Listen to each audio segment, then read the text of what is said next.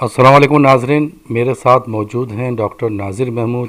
آج ہم بات کریں گے مولانا وحید الدین صاحب کی تعلیمات، نظریات اور شخصیت کے حوالے سے۔ ڈاکٹر صاحب، سب سے پہلے تو مجھے یہ بتائیے کہ مولانا وحید الدین صاحب کے نظریات کیا تھے، ان کی تعلیمات کیا تھی، اور ان کی شخصیت پہ بھی تھوڑی روشنی ڈالیے گا۔ خاص طور پر لبرلز انہیں بہت پسند کرتے تھے، اس کی کیا وجہ ہے؟ آپ نے بہت سارے سوال ایک ہی سوال میں جمع کر دیے۔ میں کوشش کروں گا کہ مختصراً ان کا جواب دوں۔ ان کی جو شخصیات پر دو نظریات حاوی تھے، ایک تو اسلام پسندی اور دوسرا امن پسندی۔ بعض لوگوں کو اس میں تضاد نظر آئے گا کہ بظاہر یہ دونوں چیزیں شاید بعض لوگ کہتے ہیں کہ یہ ممکن نہیں ہیں، لیکن انہوں نے یہ اس کا عملی مظاہرہ پیش کیا کہ آپ دونوں چیزوں پہ، یعنی آپ اسلام پسند بھی ہو سکتے ہیں اور امن پسند بھی ہو سکتے ہیں۔ اب ان کی شخصیت کیا تھی؟ شخصیت ان کی بڑی مدھم اور دھیمی شخصیت تھی۔ ان کی شخصیت میں علم دوستی کا بڑا رجحان تھا، اور علم دوستی کا اس لحاظ سے تھا کہ انہوں نے پڑھا بہت، اسلامی تعلیمات کو بھی انہوں نے پڑھا اور اس کے علاوہ جو مغربی اسکالرس تھے ان کو بھی پڑھا۔ لیکن چونکہ وہ خود بنیادی طور پر اسلام پسند آدمی تھے، اس لیے انہوں نے جو بھی نتائج نکالے اس کو انہوں نے اسلام پسندی کے تناظر میں دیکھا۔ مثلاً وہ انہوں نے برٹن رسل کو پڑھا تو اس میں بھی انہوں نے اس کو بھی اسلام پسندی کے زاویے سے اس کو پرکھنے کی کوشش کی۔ انہوں نے ڈارون کو بھی پڑھا، اس کو بھی انہوں نے اسلام پسندی کے زاویے سے دیکھنے کی کوشش کی۔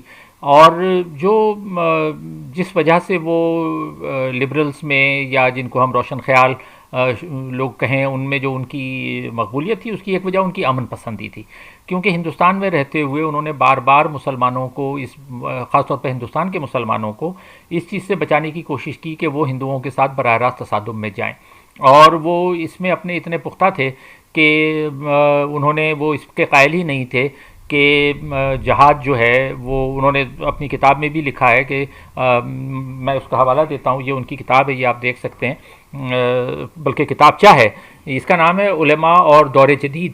اچھا، اس کتاب میں انہوں نے یہ بات بتانے کی کوشش کی، اور اس کے بعد بھی جو کتابیں آئیں، کہ علماء کا کردار سیاست کا کردار نہیں ہے۔ ان کا یہ کہنا تھا کہ جو علماء ہے ان کا کام ہے کردار سازی، کہ آپ اچھے انسان بنائیں، اچھے مسلمان بنائیں، جو کہ اچھے انسان بن کے اپنی ایک مثالی شخصیت کے طور پہ لوگوں کو تبلیغ، یعنی لوگوں کو اسلام کی طرف لائیں۔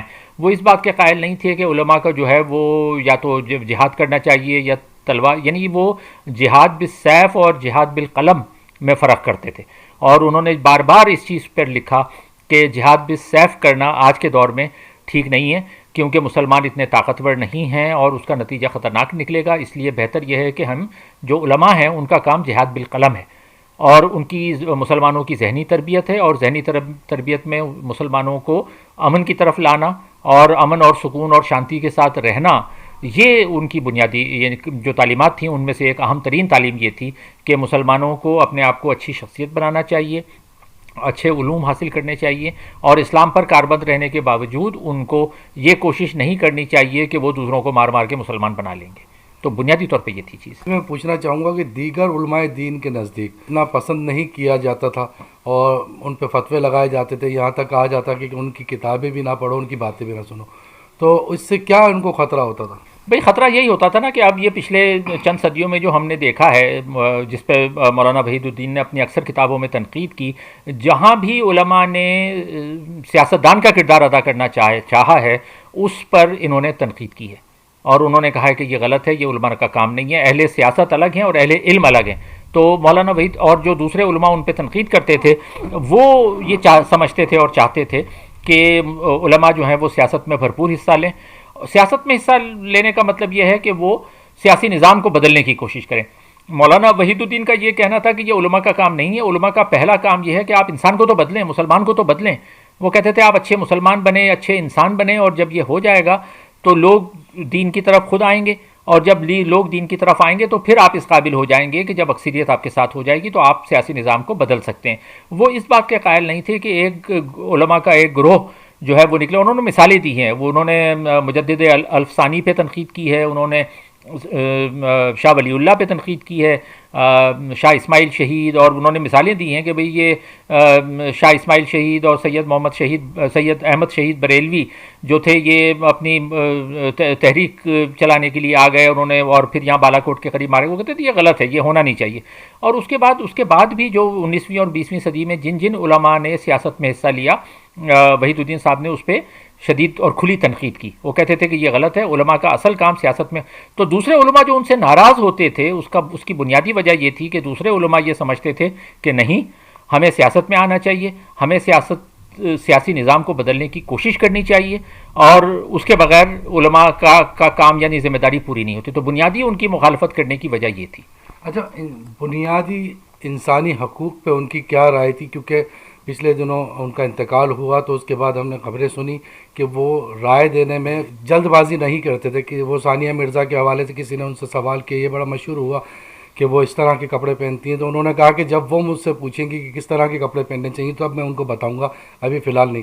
تو انسانی حقوق ہے یا اپنے کام سے کام رکھنے والی بات؟ بھائی انسانی حقوق میں ان میں ظاہر ہے جیسے کسی اور میں مل سکتے ہیں، ان میں تضادات تو تھے ان کی کچھ باتوں میں۔ مثال کے طور پر وہ ایک طرف تو یہ کہتے تھے کہ بھئی انسانی حقوق کی پاسداری ہونی چاہیے، دوسری طرف وہ اس بات کے قائل تھے کہ عورتوں کو گھر کے کام کرنے چاہیے۔ بے شک انہوں نے ثانیہ مرزا پہ تنقید نہ کی ہو، لیکن ان کی کتابیں موجود ہیں۔ یہ اسی کتاب کا ہے، علماء اور دور جدید میں، ان کا ایک پیراگراف میں آپ کو پڑھ کے سنا دیتا ہوں۔ وہ کہتے ہیں کہ اسلام میں عورت اور مرد دونوں کا دین ایک ہے، دونوں یکساں طور پر دین کے مخاطب ہیں، مگر عملی طور سے دونوں کے دائرہ کار کو ایک دوسرے سے الگ رکھا گیا ہے۔ عورت کے ذمے نسل انسانی کی تربیت ہے اور مرد کے ذمے عمل انسانی کا انتظام۔ اس طرح خود مردوں میں بھی مختلف تقسیمات ہیں، اور اس میں سے ایک تقسیم یہ ہے کہ اسلام میں اہل علم اور اہل سیاست کے دائرہ کار بنیادی طور پر الگ کر دیا گیا ہے۔ اچھا، اب یہاں پر وہاں تو آپ اتفاق کر سکتے ہیں کہ اہل علم اور اہل سیاست الگ ہوں، لیکن یہ جو بات کرتے ہیں کہ عورت کے ذمے نسل انسانی کی تربیت ہے تو اور مرد کے ذمے جو ہے وہ انتظامی کام ہے، اب یہ آپ یعنی بہت سے لبرل میں بھی اس سے اتفاق نہیں کروں گا، آج کے دور میں 21ویں صدی میں یہ ممکن نہیں ہے۔ اب یہاں پر وہ ایک اسلام پسند کے طور پہ سامنے آتے ہیں، جہاں وہ یہ کہتے ہیں کہ جی عورتوں کی بنیادی کیا یہ مرد کی ذمہ داری نہیں ہے کہ وہ نسل انسانی کی تربیت کرے؟ کیا بچوں کی تربیت صرف ماں پہ چھوڑی جا سکتی ہے یا چھوڑنا چاہیے؟ مرد کا بھی کام ہے۔ اور اسی طرح اگر عورت کوئی باہر نکل کر کام کرنا چاہتی ہے، آج کے دور میں 21ویں صدی میں عورتیں وہ تمام کام کرنے کی اہل ہیں جو کہ مرد کر سکتے ہیں، عدالتوں میں جا رہی ہیں، پولیس میں کام کر رہی ہیں، طیارے اڑا رہی ہیں۔ تو اب اگر یہ مولانا وحید الدین کی بات مانی جائے تو سب عورتوں کو گھر میں بیٹھ کے جو ہے وہ بچے پالنے چاہیے۔ تو یہ ان میں تضادات تو تھے۔ تو ایک طرف جو آپ کا سوال ہے کہ ان کے انسانی حقوق کے بارے میں کیا ان کا خیال تھا، تو ایک طرف تو وہ آپ کو لگتا ہے اس طرح کی باتیں کہ جہاں وہ انسانی حقوق کے قائل بھی تھے، لیکن کہیں پر وہ سر سید احمد خان کی طرح، کہ سر سید احمد خان میں بہت ساری اچھی باتیں تھیں، لیکن وہ بھی یہ سمجھتے تھے کہ عورتوں کو گھر پہ بیٹھنا چاہیے۔ کہیں ایسا تو نہیں ہے کہ جہاں ان کو بس چلتا تھا وہاں انہوں نے اسلامی بات کی، اور جہاں بس نہیں چلا، مطلب ہندوستان کا معاشرہ تھا، اگر وہ پاکستان میں ہوتے تو بعض لوگوں کو لگتا ہے کہ وہ مختلف وحید الدین صاحب ہوتے اگر پاکستان میں ہوتے، کیونکہ وہ ہندوستان میں تھے تو وہاں مجبوری تھی کہ سیکولر معاشرے کی بات کرنی۔ کسی حد تک ہو سکتا ہے یہ بات درست ہو، لیکن وہاں پر بھی بہت سے علماء یعنی اسلامک اسکالرس ایسے ہیں کہ جنہوں نے شدید مخالفت کی ان کی۔ مثال کے طور پہ میں آپ کو ایک کتاب دکھا سکتا ہوں، جو انہوں نے ایک کتاب وحید الدین صاحب نے لکھی تھی، تعبیر کی غلطی۔ تعبیر کی غلطی وہ کتاب ہے جس میں انہوں نے مولانا مودودی پر شدید تنقید کی تھی۔ تو اس کے جواب میں جماعت اسلامی کے بہت سے لوگ ناراض بھی ہوئے، مولانا مودودی کو بھی اچھا نہیں لگا۔ تو تعبیر کی غلطی تو مشہور کتاب ہے، لیکن بہت سے لوگ کم جانتے ہوں گے کہ اس کتاب کے جواب میں ایک اور کتاب لکھی گئی تھی جس کا نام تھا فکر کی غلطی۔ یہ میں آپ کو دکھاتا ہوں، یہ کتاب ہے، اس کتاب کا نام ہے فکر کی غلطی، ٹھیک ہے۔ اب یہ فکر کی غلطی، اور اس میں لکھا ہے وحید الدین خان صاحب کے افکار کا تنقیدی جائزہ، اور یہ لکھی ہے مولانا عتیق احمد قاسمی، استاذ دارالعلوم ندوۃ العلماء لکھنؤ۔ یہ کسی پاکستانی نے نہیں لکھی ہے۔ تو آپ کا یہ کہنا کہ وہ اگر پاکستان میں ہوتے تو مختلف ہوتے، اور ہندوستان میں رہنے کی وجہ سے ان کی مجبوری تھی، بھائی اگر مجبوری ہوتی تو یہ مولانا عتیق احمد قاسمی جو ہے وہ بھی مولانا وحید الدین صاحب کے نظریات پر عمل کرتے۔ لیکن یہ پوری کتاب آپ پڑھیں تو اس کتاب میں انہوں نے وحید الدین صاحب پہ شدید تنقید کی ہے، اور کہا ہے کہ وحید الدین صاحب کا یہ کہنا غلط ہے کہ جہاد نہیں ہونا چاہیے، جہاد ہونا چاہیے۔ یہ یعنی اس میں جگہ جگہ انہوں نے، اور پھر ان کی بہت فروعی باتیں ہیں، یعنی یہ جو مولانا عتیق احمد قاسمی صاحب ہیں یہ اس پائے کے عالم نہیں ہیں جس پائے کے عالم scholar Islamic scholar Wahid uddin صاحب تھے. لیکن یہ کتاب آپ پڑھیں تو آپ کو لگتا ہے کہ اس کتاب میں بڑے اوچھے انداز میں وحید الدین صاحب پہ تنقید کرنے کی کوشش کی گئی اور وہ ناکام کوشش ہے. اور جہاں بھی وحید الدین صاحب نے کوئی بہتر امن پسند بیانیہ دینے کی کوشش کی ہے وہاں انہوں نے تنقید کی ہے انہوں نے, اور کہا ہے کہ نہیں اصل جہاد یہی ہے کہ آپ لڑیں مریں قتال کریں کاٹیں لوگوں کو اور لوگوں کو مجبور کریں کہ وہ اسلام کی طرف راغب ہیں, اس طرح کی باتیں. اچھا ڈاکٹر صاحب, ہمارے ناظرین کو آپ کیا گائیڈ کریں گے کہ وحید الدین صاحب کی کون کون سی ایسی کتابیں ہیں جو ان کو واقعی پڑھنی چاہیے؟ بھائی کتابیں تو ان کی بہت ساری ہیں اور خاصی مشہور بھی ہیں, جیسے ان کی راز حیات ایک ان کی بڑی مشہور کتاب ہے. لیکن یہاں میں آپ کو چند ان کی ایسی کتابوں کے بارے میں بتاتا ہوں کہ جو زیادہ مشہور نہیں ہیں, کیونکہ مشہور کتابیں تو ہر جگہ مل جاتی ہیں. میرے پاس بھی ان کی درجنوں کتابیں, لیکن ظاہر ہے اتنا وقت نہیں ہے کہ میں درجنوں کتابیں آپ کو بتاؤں. ایک کتاب تو میں نے آپ کو بتائی علماء اور دور جدید والی. دوسری ان کی جو ان کے نظریات کو سمجھنے کے لیے ضروری ہے وہ یہ کتاب ہے مذہب اور سائنس. ٹھیک ہے, یہ بھی ان کا ایک مقالہ تھا جو سب سے پہلے 1970 یا 71 میں انہوں نے لکھا تھا اور ایک سیمینار میں لکھنؤ میں پڑھا تھا. اس کے بعد یہ کتابی شکل میں آیا اور اس کے کئی پرنٹ آ چکے ہیں. یہ پڑھ کے ہمارے بعض لبرل لوگ ان کی تعریف کرتے ہیں ان کی امن پسندی کی وجہ سے. لیکن اگر جب آپ یہ کتاب پڑھیں تو بہت واضح ہو جاتا ہے کہ وہ بنیادی طور پر ایک اسلام پسند آدمی تھے اور ان کی جو ایپسٹیمولوجی یعنی علم کا جو تصور تھا وہ مذہبی تصور علم تھا. یعنی وہ اس کو کسی طرح سے آپ سائنٹیفک قرار نہیں دیا جا سکتا. اس کا ترجمہ بھی ہوا انگلش میں, یہ ریلیجن اینڈ سائنس کے نام سے یہ ترجمہ کیا ہے ڈاکٹر فریدہ خانم نے, یہ اسی کتابچے کا انگلش ترجمہ ہے. اور اس میں اگر آپ دیکھیں تو جگہ جگہ انہوں نے یہ ثابت کرنے کی کوشش کی ہے کہ سائنسی طریقہ استدلال جو ہے وہ ناکام ہو جاتا ہے اور اصل جو طریقہ استدلال جو ہے وہ مذہبی صحیح ہے. اور جو سائنس کا یہ کلیم ہے یا دعویٰ ہے کہ آپ دنیا کو سمجھ سکتے ہیں, ان کا یہ کہنا ہے کہ کائنات میں مذہب ہی ابدی حقیقت ہے. اگر میں پڑھ کے آپ کو بتاؤں تو یہ یعنی اس کے دیباچی میں ہی لکھتے ہیں کہ مذہب کی تعلیمات مجرد تعلیمات نہیں ہیں بلکہ وہ کائنات کی ابدی صداقتیں ہیں. ہمارے نجات کی واحد صورت یہ ہے کہ ہم اپنے آپ کو ان صداقتوں سے ہم آہنگ کریں. اب یہ جو بیان ہے یہ اس بات کی وضاحت کرتا ہے کہ وہ مذہبی صداقتوں پر پورا یقین رکھتے تھے اور وہ یہ سمجھتے تھے کہ مذہب ہی کائنات کی ابدی صداقت ہے, یعنی جس کو آپ کہیں نا ایٹرنل ٹروتھ, اس پہ وہ پختہ یقین رکھتے تھے. موجودہ جدید دور کی جو سائنٹیفک ایپسٹیمولوجی ہے اس کے مطابق صداقتوں کو جو آج ہم کچھ جانتے ہیں اگر ہمارے پاس مزید علم آ جاتا ہے تو علم, جیسے میں نے پہلے کسی پروگرام میں کہا تھا کہ علم کی یہ خاصیت ہوتی ہے کہ وہ تبدیل ہوتا ہے, وہ بڑھتا ہے, اس میں اضافہ ہوتا ہے. اور وہ اگر اس کے شواہد آ جائیں ہمارے پاس تو ہمیں اپنے نظریات بدلنے پڑتے ہیں. لیکن وحید الدین صاحب اس کے قائل نہیں تھے اور آگے وہ کہتے ہیں کہ ہمیں ان صداقتوں یعنی مذہبی صداقتوں کے معاملے میں ہم نہ انکار کا رویہ اختیار کر سکتے ہیں اور نہ ان کے معاملے میں غیر جانبدار ہو سکتے ہیں. اپنے کو ان سے ہم آہنگ بنانے کے سوا کوئی بھی دوسرا رویہ ہم کو صرف ایک انجام تک پہنچانے والا ہے اور وہ ہے ابدی تباہی. تو یہ وحید الدین صاحب جو میں نے شروع میں بات کہی کہ بنیادی طور پہ وہ ایک اسلام پسند آدمی تھے اور ان کی ایپسٹیمولوجی بھی یہی تھی کہ وہ ابدی صداقتوں کو ہی حتمی سمجھتے تھے اور وہ یہ بھی سمجھتے تھے کہ جو ان ابدی صداقتوں پہ یقین نہیں رکھتا اس کا حتمی انجام جو ہے وہ تباہی ہے. تو ان کے نظریات کو سمجھنے کے لیے آپ اس سے اتفاق یا اختلاف کر سکتے ہیں لیکن سمجھنے کے لیے یہ کتابچے پڑھنا چاہیے. لیکن جو ان کا سب سے زیادہ متاثر کن بات تھی ان کی وہ امن کی تھی اور وہ پر سمجھنے کے لیے یہ کتاب ایک ہے ہند پاک ڈائری. ان کی کئی ایک ڈائریاں ہیں, اس میں ایک ڈائری ہے اور اس میں یہ بار بار یہ کہتے ہیں کہ جی ہمیں مل جل کر رہنا چاہیے.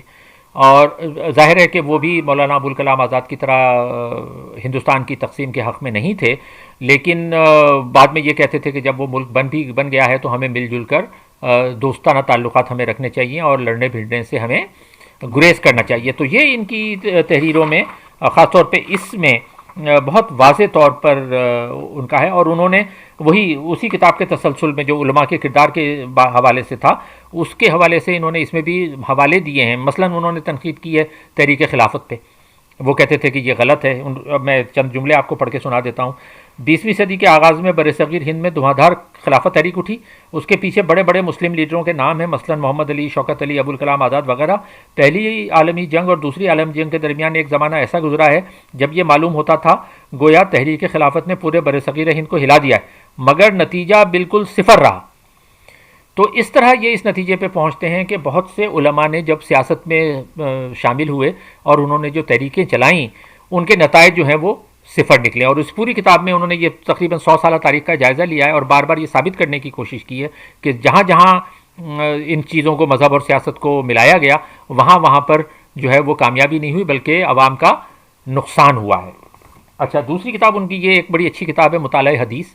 جو لوگ دلچسپی رکھتے ہیں چیزوں میں، انہوں نے بہت اچھی احادیث کا اس میں مجموعہ دیا ہے، اور خاص طور پہ اس میں جو لوگ علم یعنی جس کو ایپسٹیمالوجی، تصور علم سے دلچسپی رکھتے ہیں، اور اگر وہ مذہبی ایپسٹیمالوجی، ریلیجس ایپسٹیمالوجی کو سمجھنا چاہتے ہیں تو وہ ان کو ضرور یہ کتاب پڑھنی چاہیے، مطالعہ حدیث، یہ علم کا حصول۔